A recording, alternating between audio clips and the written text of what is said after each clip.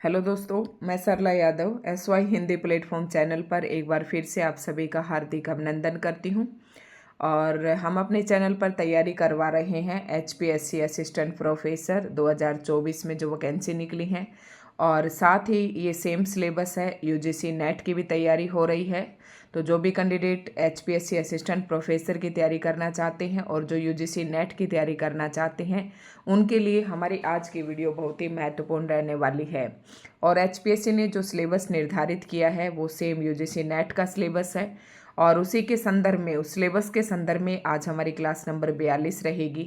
और अभी तक मैंने 41 क्लासेस तो सीक्वेंस से अपलोड कर दी हैं, और उसके अलावा जो पाश्चात्य काव्य शास्त्र के जो यूनिट आपके चैप्टर में दे रखी है वो भी मैंने कंप्लीट करवा दी है।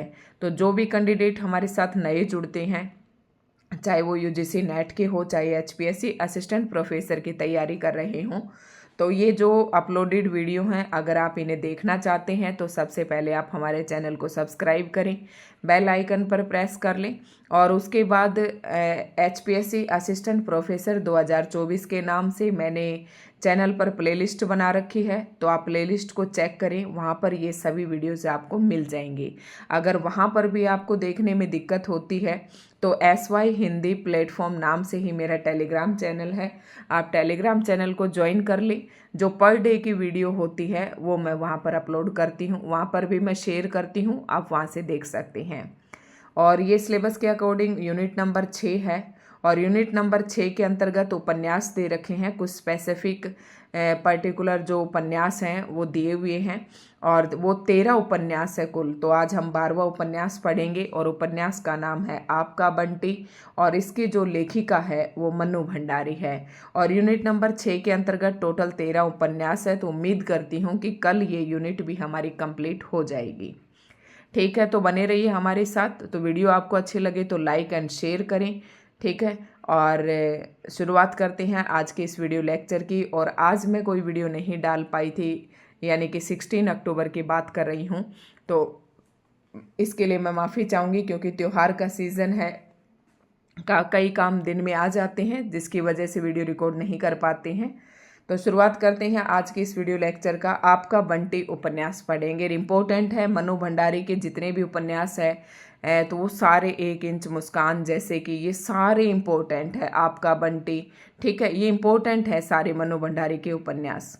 तो इस उपन्यास में क्या कुछ है, इसकी कथा वस्तु हम पढ़ेंगे, इसके पात्र पढ़ेंगे, और फिर इस उपन्यास के कुछ प्रमुख कथन जो हैं, इन सभी को आज की वीडियो में हम पढ़ने वाले हैं। तो उम्मीद करती हूँ कि अभी तक 41 वीडियो के आपने जो नोट्स हैं वो बना लिए होंगे। तो HPSC सबसे पहले स्क्रीनिंग एग्ज़ाम लेगी, उसके बाद सब्जेक्टिव पेपर होगा, और फिर आपका होगा इंटरव्यू। तो सबसे पहले हम स्क्रीनिंग की तैयारी लेकर चल रहे हैं, लेकिन जो मैं कंटेंट दे रही हूँ वो सब्जेक्टिव के लिए भी है। तो मैंने ऐसा कंटेंट चूज़ किया है कि जो दोनों पेपर की तैयारी एक साथ करवा दे। शुरुआत करते हैं आज के इस उपन्यास की, आपका बंटी। तो आपका बंटी मनु भंडारी का सुप्रसिद्ध और स्वतंत्र रूप से लिखा गया प्रथम उपन्यास है। स्वतंत्र रूप से लिखा गया उपन्यास है जो तलाकशुदा दंपतियों के बच्चों पर पड़ने वाले प्रभाव से जुड़ा है। यानी कि आपका बंटी जो उपन्यास का नाम है, ये बंटी इस उपन्यास का एक पात्र है, और एक ऐसे दंपति का बच्चा है जो तलाकशुदा है। तो तलाकशुदा मतलब पति पत्नी तो अलग हो जाते हैं, लेकिन उनके बच्चों पर क्या प्रभाव पड़ता है उसका इस उपन्यास में बताया गया है। ये कालजयी उपन्यास हिंदी साहित्य की एक अमूल्य निधि है। कालजयी मतलब काल पर भी विजय पाने वाला एक ऐसा उपन्यास है जो हिंदी साहित्य की एक अमूल्य निधि है। ये मनु भंडारी द्वारा रचित एक बाल मनोवैज्ञानिक उपन्यास है।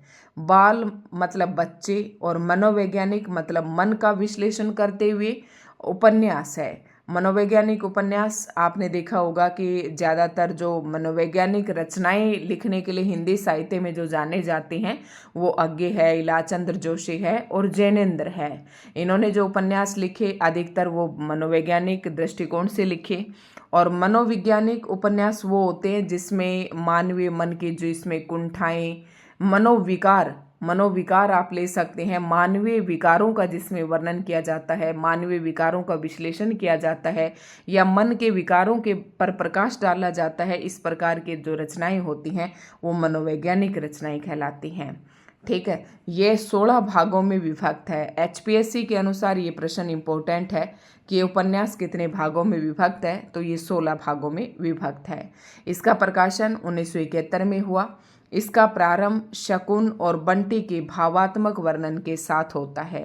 इसका मतलब दो पात्र हैं इसमें, एक शकुन और एक बंटी। इन दोनों का भावात्मक मतलब भावनाओं से जुड़ा हुआ उनके साथ वर्णन के साथ इस उपन्यास की शुरुआत होती है। बात कौन सी ध्यान रखनी है कि ये उपन्यास 16 भागों में विभक्त है, 1971 में प्रकाशित हुआ और शकुन और बंटी के भावनात्मक जो वर्णन है उसके साथ इस उपन्यास की शुरुआत होती है।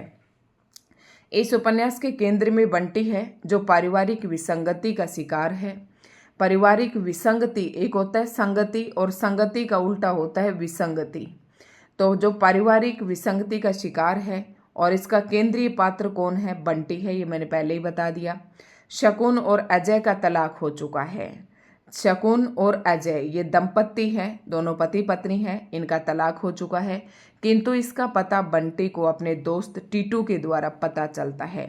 तो बंटी के दोस्त का नाम है टीटू और उसको ये नहीं पता होता बंटी को कि उसकी मम्मी और पापा का तलाक हो चुका है। ये बात उसे अपने दोस्त से पता चलती है और दोस्त का नाम है टीटू। शकुन और अजय के विफल वैवाहिक जीवन का सबसे अधिक प्रभाव उनके बेटे बंटी पर पड़ता है। ये उपन्यास हर उस बच्चे की कहानी है जो इस प्रकार की परिस्थितियों के बीच पिसकर अकेले, जड़हीन और अनचाहे होते चले जाने को अभिशप्त हो गए हैं। मतलब जब इनके मम्मी पापा का तलाक हो जाता है तो ये बच्चे जो हैं अकेले रह जाते हैं, जड़हीन मतलब चेतना इनकी जो है समाप्त सी हो जाती है और अनचाहे होते मतलब ऐसा वो बच्चे महसूस करते हैं कि तुम्हें चाहने वाला कोई भी नहीं है। तो इसी प्रकार का कुछ वर्णन इसके अंतर्गत किया गया है। अब इस उपन्यास के अंतर्गत दो प्रकार के पात्र हैं, एक गौण पात्र हैं और एक प्रमुख पात्र है। तो मुख्य पात्रों में देख लेते हैं। सबसे पहले मैंने आपको बताया तो बंटी का दोस्त टीटू, अजय और शकुन ये आपस में पति पत्नी है। तो 4 कैरेक्टर तो पात्र तो आपको याद हो गए अभी। बंटी उपन्यास के ये प्रमुख पात्र है। उपन्यास के केंद्र में बालक बंटी की ही दुर्दशा का चित्रण है। माता पिता के होने के बावजूद वह अनाथ की जिंदगी जीता है। मतलब कहने को तो इस दुनिया में उसके माता पिता हैं, लेकिन वो एक अनाथ जिसका कोई भी नहीं नाथ होता, वह एक ऐसी जिंदगी जीता है। और अजय कौन है, ये बंटी का पिता और शकुन का पति, जो बंटी से प्यार तो करता है पर उसकी खुशी के लिए समझौता नहीं कर सकता। देखो, अगर जो पति पत्नी अपने बच्चों के बारे में सोचते हैं तो उनका तलाक होता ही नहीं है, चाहे वो अपनी जिंदगी कैसे भी काटे। तो दोनों पात्रों के बारे में आपको पता चला। उसके बाद है अगला पात्र है शकुन। ये बंटी की माँ जो उसे शुरू में बेइंतहा प्यार करती है, पर डॉक्टर जोशी से विवाह के पश्चात उसे बंटी कभी कभी बाधा की तरह लगने लगता है। मतलब शकुन का पति पहले अजय था और बाद में वो डॉक्टर जोशी से विवाह कर लेती है और उसके बाद उसे ऐसा लगता है कि बंटी उसके वैवाहिक जीवन में कहीं ना कहीं बाधा उत्पन्न करता है। उसके बाद अगला पात्र है वकील चाचा। अजय एवं शकुन के वकील सलाहकार की भूमिका अदा करते हैं। तो जब वकील का काम तो होगा ही जब तलाक होगा। तो फूफी कौन है, शकुन के घर की संरक्षिका जो उसकी अत्यंत हितैषी होती है, भला चाहने वाली संरक्षिका, उसके देखभाल करने वाली। वह अजय को कोसती है, वह पुरानी पीढ़ी से है, वह न अजय के विवाह के पक्ष में है न शकुन के। ठीक है, तो फूफी की तो यही विचारधारा है क्योंकि वो पहले की परंपरा की है और पुराने रीति रिवाजों को मानती है। तो उसे कुछ भी अच्छा नहीं लगता है, ना ही शकुन का दूसरा विवाह करना और ना ही अजय का तलाक देना। ठीक है, गौण पात्र कौन कौन से हैं? डॉक्टर जोशी, तो यह भी बताए शकुन के दूसरे पति शहर के प्रसिद्ध डॉक्टर हैं। प्रेमिला, डॉक्टर जोशी की मृत पत्नी, मतलब जोशी ने भी वही दूसरा विवाह किया है तो उसकी पहले की मृत पत्नी है। अमी, डॉक्टर जोशी का बेटा। जोत, डॉक्टर जोशी की बेटी। और मीरा अजय की दूसरी पत्नी, अजय ने भी दूसरी शादी कर ली। चीनू मीरा का बेटा। समझ गए होंगे, कोई 3 दंपत्ति हैं, एक तो पहले वाली और एक नई वाली, एक और दूसरी आई है मीरा, और मीरा अजय की दूसरी पत्नी है, और मीरा से जो बेटा होता है अजय को वो चीनू है, और बंटी पहले वाला बेटा है। ठीक है, आप समझ गए होंगे। अमी और जोत जो है, जिसका शकुन के साथ दूसरी शादी होती है, उसके पति के पहले से बेटा और बेटी हैं। ठीक है, और ये तो इसमें नहीं बताया कि पहले के हैं बाद के हैं। ठीक है, तो आप देख लेंगे। कुन्नी शर्मा साहब की लड़की। इसके अलावा इसमें माली है, चपरासी है, और बंसीलाल का जिक्र भी मिलेगा। अब विशेष बात इसमें क्या है, कुछ खास आपका नहीं है, थोड़ा सा आसानी से आपके समझ में आने वाला उपन्यास है ये।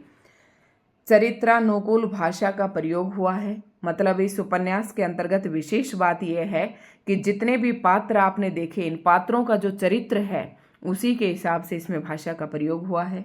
उपन्यास की भाषा में अंग्रेजी, संस्कृत के तत्सम, उर्दू, अरबी, फारसी शब्दों का भी प्रयोग हुआ है। बाल मन को मनु जी ने मार्मिक ढंग से उकेरा है। ये इसकी कुछ मुख्य बातें थी। इसके बाद अब हम कथासार पढ़ लेते हैं। वैसे आपको कथासार की एक झलक जो है शुरू में जब मैंने उपन्यास की प्रस्तावना बताई थी तो उसी में आपको देखने को मिल गई। तलाक की समस्या पर केंद्रित इस उपन्यास में मनु भंडारी ने बाल मनोविज्ञान की मार्मिक परतों को खोला है। तलाक की समस्या के केंद्र में बंटी है, जिसके पिता अजय एवं मां शकुन है। शकुन आधुनिक एवं स्वतंत्र विचारों वाली आधुनिक स्त्री है। वहीं अजय जो है अहम भाव से भरा हुआ है। अहम मतलब अहंकार से भरा हुआ है। लेकिन अजय की जो पत्नी शकुन है वह आधुनिक विचारों वाली है और स्वतंत्र विचारों वाली स्त्री है। दोनों में से कोई रिश्ते को लेकर झुकने को तैयार नहीं है। वे केवल एक दूसरे के झुकने की प्रतीक्षा करते हैं ताकि एक बड़ा दिल करके दूसरे को माफ कर सके। मतलब कोई पहल नहीं करता है। चाहते दोनों हैं कि कोई एक झुके, लेकिन पहल कोई नहीं करता है। लेकिन ऐसा नहीं हुआ और अंततः एक दिन दोनों के बीच तलाक हो गया। अजय मीरा नामक एक स्त्री के साथ रहने लगता है और इधर शकुन भी डॉक्टर जोशी से विवाह कर उनके घर चली जाती है। तो ये सब बातें मैं इसलिए जल्दी जल्दी पढ़ रही हूँ क्योंकि जब हमने पात्र पढ़े तो हमें पता चल गया था कि अजय जो है दूसरी शादी मीरा के साथ करता है और जो ये शकुन है वो डॉक्टर जोशी से दूसरा विवाह कर लेती है और उसके घर चली जाती है। जोशी के 2 बच्चे उनकी पहली पत्नी से उत्पन्न थे, तो ये तो बात क्लियर हो गई है अपनी, जो थोड़ी देर पहले डाउट था। बंटी को डॉक्टर जोशी का घर नहीं जचता। मतलब जो शकुन का उसके अजय का बेटा है उसको डॉक्टर जोशी का घर नहीं अच्छा लगता। वह पाता है कि माँ उसे अब पहले की तरह प्यार नहीं करती और न ही अपने पास सुलाती है। वह डॉक्टर जोशी के घर खुद को उपेक्षित महसूस करता है। मतलब माँ लेके चली गई भाई बेटे को। उसे माँ शकुन का डॉक्टर जोशी के साथ कमरे में सोते देखना अच्छा नहीं लगता। उसे शकुन से घृणा होने लगती है और गुस्से, देखो मनोवैज्ञानिक यही होता है जिसमें घृणा, गुस्सा। उसे गुस्से में वह पापा अजय को फ़ोन करके कलकत्ता उनके पास आने को कहता है, किंतु वहाँ भी उसे वैसा माहौल नहीं मिलता जैसा वो चाहता है। सौतेली माँ मीरा को भी वह अपना नहीं पाता। अंत में अजय उसे हॉस्टल में दाखिल करा देता है जहाँ वह अनाथ जैसा जीवन जीने को मजबूर होता है। देखो ये कैसी विडंबना है। और उसके बाद है अजय शकुन के अपने स्वार्थ में बेटे का जीवन पिसता चला जाता है। मतलब उनके जो मम्मी पापा हैं बंटी के, अजय और शकुन, वो दोनों अपने अपने स्वार्थ पूर्ति में लगे हुए हैं और उसके स्वार्थ में अब उसके बेटे बंटी का जीवन पिसता रहता है। दोनों में से किसी के पास त्याग भावना नहीं है। बच्चे के लिए कोई भी एक दूसरे की गलतियों को नहीं भूलना चाहता। अंततः बंटी इस खंडित रिश्ते के बीच त्रासदी का शिकार हो जाता है। तो यही उपन्यास था जिसे हमने शुरू में पढ़ा था। अब हम इसके कुछ प्रमुख उद्धरण यानी कि कथन जो हैं उस पर थोड़ा सा प्रकाश डालते हैं। अब इसमें जन्म पंत्री है बंटी की और लेखिका का वक्तव्य है ये, मतलब लेखिका ने ये बात कही है। शकुन अजय के आपसी संबंधों में बंटी चाहे कितना ही फालतू और अवांछनीय हो गया हो, परंतु मेरी दृष्टि को सबसे अधिक उसी ने आकर्षित किया। मतलब लेखिका कहती है कि वो दोनों के लिए बंटी चाहे अवांछनीय, मतलब जिसकी उन्हें कोई इच्छा नहीं थी, कोई जरूरत नहीं थी, परंतु लेखिका कहते कि मेरी दृष्टि में वो वही एक ऐसा पात्र था जिसने मुझे सबसे अधिक आकर्षित किया। वस्तुतः उपन्यासकार के लिए अप्रतिरोध चुनौती, सहानुभूति और मानवीय करुणा के केंद्र सिर्फ वही लोग हो पाते हैं जो कहीं ना कहीं फालतू हो गए हैं। मतलब क्या है कि ये बात अच्छी कही है। लेखिका ये कहना चाहती है कि चाहे मैं लेखिका हो चाहे कोई और लेखक हो, उनके लिए कोई भी जो पात्र है वो करुणा के लिए और सहानुभूति पूर्वक और करुणा भरा वही पात्र होता है जो दूसरों के लिए फालतू हो जाता है। तो ये जन्मपत्री बंटी की, उसके संबंध में लेखिका ने ये बात कही है। जब तक आंखें खुली हैं, नजर कमरे की दीवारों में कैद हैं, पर आंख बंद करते जैसे सारी सीमाएं टूट जाती हैं और न जाने कहाँ कहाँ के जंगल, पहाड़ और समुद्र तैराते हैं आंखों के सामने। परी लोक की परियां और पाताल लोक की नाग कन्याएं तैरती हुई उसके सामने से निकल जाती हैं। वकील चाचा बंटी से कहता है, बड़ी खातिर करना सीख गया, तू तो एकदम ही बड़ा और समझदार हो गया है। ये बात कौन किसको कहता है? वकील चाचा कहता है बंटी से कि तू तो समझदार हो गया, तुम्हारा बेटा तो बड़ा गुणी है। गुणी बोलते हैं ना, जिसमें गुण होते हैं। शकुन, तुम्हारा बेटा तो, वकील चाचा कहते हैं शकुन से कि तुम्हारा बेटा तो बड़ा गुणवान है, कलाकार बनेगा, देखो ना इस उम्र में ही बड़ी अच्छी पेंटिंग्स बना रखी है। मैं क्या जानता नहीं इसलिए तो कह भी दिया। मैं क्या जानता नहीं इसलिए तो कह भी दिया। कोई और होता तो कभी बीच में नहीं पड़ता। अजय ने दस्तखत करके फॉर्म दे दिया। कल तुम भी इस पर दस्तखत कर देना, मैं कचहरी में जमा करके जल्द ही कोई तारीख देने के लिए मतलब कह दूंगा। तो ये वकील चाचा कहते हैं शकुन से।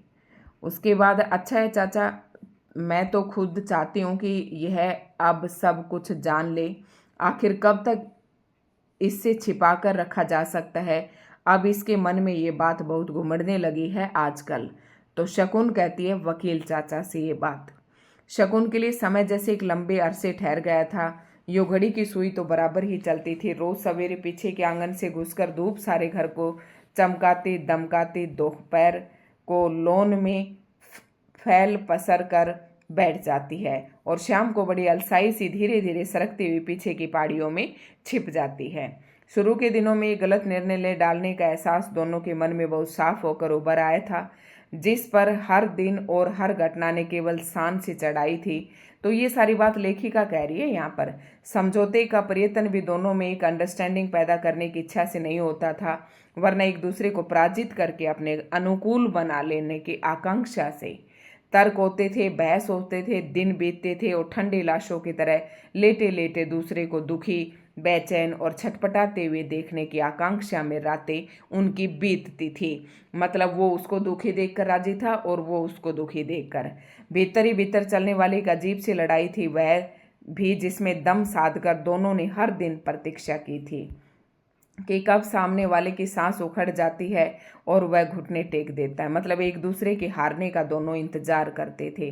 तो ये तुम कहो तो मैं ये पढ़ाऊँ तुम्हें, अदरवाइज इस उपन्यास में ज़्यादा कुछ नहीं है।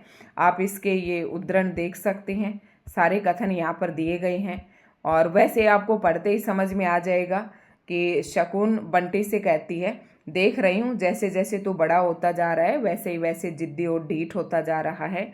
अच्छा है, भदुड़वा सबके बीच मेरी, मतलब सबके बीच मेरी बेइज्जती करवा रहा है। तो शकुन कहती है बंटी से। और उसके बाद आप देख सकते हैं फूफी बंटी से क्या कहती है और पढ़ लेते हैं। हम कहते हैं तुम यहाँ से चले जाओ बंटी भैया, हमारे तन बदन में आग लगी हुई है इस वक्त। बहू को ले जाकर थाना कचहरी में खड़ा करेंगे, मर्दानगी दिखाएंगे। अरे हाथ पकड़ निभाने की मर्दानगी जिनमें नहीं होती वह ऐसे ही मर्दानगी दिखाते हैं। अनबन किसमें नहीं होती, तो क्या ब्याही औरत को यूं छोड़ दिया जाता है? तो बिल्कुल सही बात कह रही है। जो हाथ आप लोगों ने भाई, वैसे सभी जो पढ़ रहे होंगे मेरे ख्याल से ऑलमोस्ट मैरिड ही होंगे और बहुत ही अच्छी बात कही गई है इसमें। अब मैं तो क्या ही बताऊं, लेकिन बहुत अच्छी बात कही गई है और सभी लोकल ही हैं, ज़्यादातर सभी इस बात को समझते भी हैं। तब दो बाहों ने बंटी को उसे अपने में समेटा, बिना जरा भी विरोध किए वह इस प्रकार से सिमट गए मानो बड़ी देर से इसी की प्रतीक्षा कर रहा हो। एक बार मन हुआ कि गले में बाहें डालकर चिपट जाए, पर हिलना तो दूर, सांस लेने की हिम्मत नहीं इस समय उसमें। तो ये कथन भैया पढ़ लेना, अब मैं इसका नहीं पढ़ रही हूँ, ठीक है। तो मैं सारे आपको दिखा देती हूँ, दिखाती इसलिए हूँ कि हो सकता है कोई स्टूडेंट नोट्स बना रहा हो तो उसके लिए उसके नोट्स यहाँ से कंप्लीट हो जाएंगे, ठीक है। और क्योंकि इनमें समझाने का ऐसा कुछ नहीं, बस एक उपन्यास और रहता है हमारा, धरती धन न अपना, तो ये जगदीश चंद्र का है और छोटा सा उपन्यास है, तो इसे भी हम पढ़ा देंगे नेक्स्ट वीडियो में, ठीक है। ये ध्यान रखना है। वो 1900 धरती धन है अपना, वो 1972 में प्रकाशित हुआ था और आपका बंटी 1971 में प्रकाशित हुआ था। 16 भागों में विभक्त है। तो दोस्तों आज की वीडियो आपको कैसी लगी कमेंट करके ज़रूर बताएं।